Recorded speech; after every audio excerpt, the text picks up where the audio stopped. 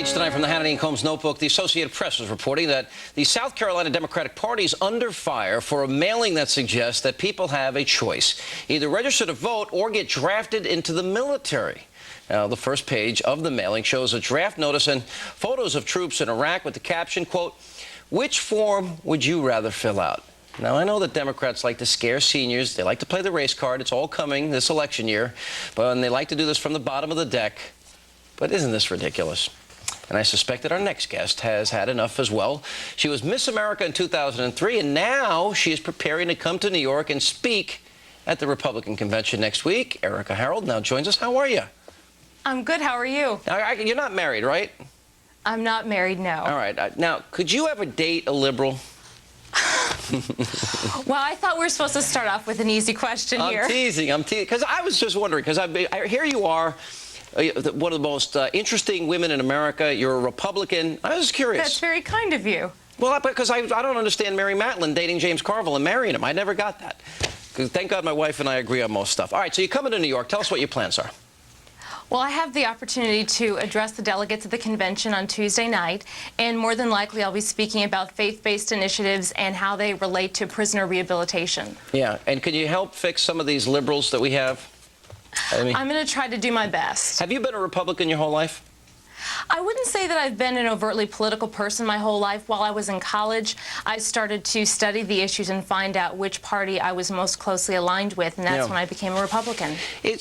One of the things I've always wondered about Miss America, a lot of this is based on physical attributes and beauty and so on and so forth. Do you think we put too much emphasis in society on those things? Maybe we don't look deep enough into the heart. Now, I know Miss America considers the other factors as well. Right. But certainly, I have no chance with my looks being Miss America. You know what I'm saying? That's not well, you know what could I'm be saying. Mr. America. It might be close between you and Alan. Yeah, of course. It might be close between the two of you. I think one of the unfortunate consequences of having such a media-saturated campaign is that images are so important. So even if you have a very important message to articulate, you have to be able to do so in an attractive and compelling Erika, way, Alan or you won't get the message out. I never knew Sean wanted to be Miss. I never knew he the wanted male equivalent there of you know what I meant. I never knew he wanted to be Miss America. I didn't realize. That's why this is a very informative segment for everyone. Exactly. We reveal a lot here. Let me ask you, Erika, welcome to the show once again. Why are you a conservative? Why are you a Republican? I think if I had to narrow it down to just a few phrases, I would say that I believe in a smaller government, I believe in personal responsibility, and I believe in trusting people with their own tax dollars so they can best articulate how they want to live their lives and make the best decisions to support that. I think sounds liberal to me. But look, they try to stop you from talking about sexual abstinence on your platform speech. Would they have done the same thing if you were talking about condom use, for example?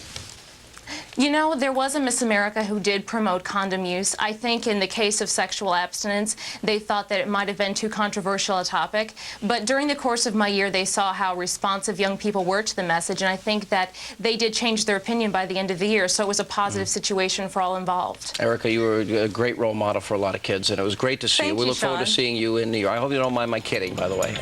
And quite all right. And good luck on becoming Mr. America. Mr. Thank you. That's what I meant. She got it, Alan.